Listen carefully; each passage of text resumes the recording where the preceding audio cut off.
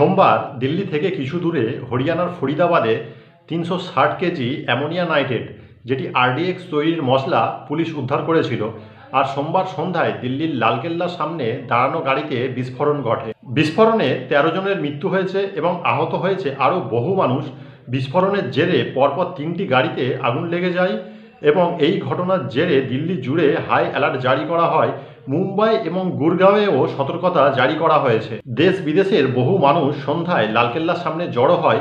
হঠাৎ ১ নম্বর গেটের কাছে মেট্রোর সামনে পার্ক করা একটি গাড়িতে বিস্ফোরণ হয়। বিকট শব্দে কেঁপে ওঠে আশেপাশের এলাকা।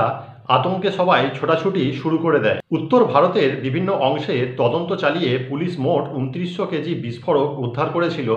তাই তদন্তকারীদের মনে দুটি প্রশ্ন ভাবাচ্ছে। ১ নম্বর, এই বিস্ফোরক উদ্ধার হওয়ার পরেই সন্দেহভাজনরা সতর্ক হয়ে যায়, তাই নানা জায়গায় লুকানো বিস্ফোরক গাড়িতে তুলে অন্যত্র সরিয়ে নিয়ে যাওয়ার চেষ্টা করা হচ্ছিল।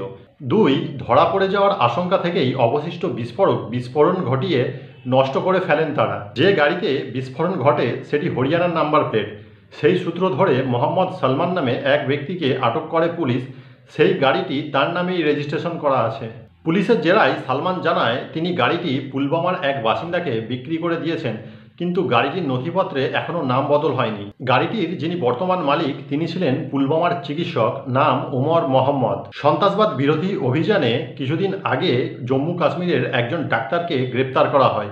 এরপর তদন্ত যতই এগিয়েছে ততই উঠে এসেছে ডাক্তারি যোগ। গোয়েন্দাদের তখন সন্দেহ ছিল যে দেশের বিরাট অংশ জুড়ে সন্ত্রাসবাদের নেটওয়ার্ক গড়ে ফেলেছে এই সন্ত্রাসবাদীরা, যাদের অংশ এই ডাক্তাররা। সাধারণ মানুষদের যাতে কোনো সন্দেহ না হয় তাই বেছে নেওয়া হয়েছিল এই ডাক্তারদের, আর তলায় তলায় জড়ো করা হচ্ছিল বিস্ফোরক। এই বিস্ফোরক উদ্ধারের ঘটনায় ৩ চিকিৎসক সহ ৮ জনকে গ্রেপ্তার করা হয়। এই ঘটনার সাথে পাকিস্তান যে জড়িত তা কোনো সন্দেহ নেই, তবে পাকিস্তান যে জড়িত তার এখনও কোনো প্রমাণ পাওয়া যায়নি, বা দেশের মোদী সরকার পাকিস্তান জড়িত আছে বলে কোনো মন্তব্যও করেননি। তবে প্রধানমন্ত্রী মোদী বলেছেন যে এই ঘটনার সঙ্গে জড়িত যারা দায়ী তাদেরকে রেহাই দেওয়া হবে না।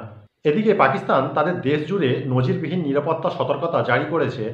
দিল্লি হামলার জেরে ভারত আবার পাকিস্তানে হামলা করতে পারে, সেই আশঙ্কায় পাকিস্তান তাদের সব বিমান ঘাঁটি ও এয়ারফিল্ডে রেড অ্যালার্ট জারি করেছে। কিন্তু পাকিস্তান যদি জড়িত না হয়, পাকিস্তান যদি এর সাথে কোনো কিছু সম্পর্ক না থাকে, তাহলে পাকিস্তানের এত ভয় পাওয়ার কী আছে? তবে আঘাত যে করেছে ভারত তার উপর প্রত্যাঘাত করবেই, আর সেটা যদি পাকিস্তান হয় তাহলে তুমি রেডি থেকো পাকিস্তান প্রত্যাঘাতের জন্য।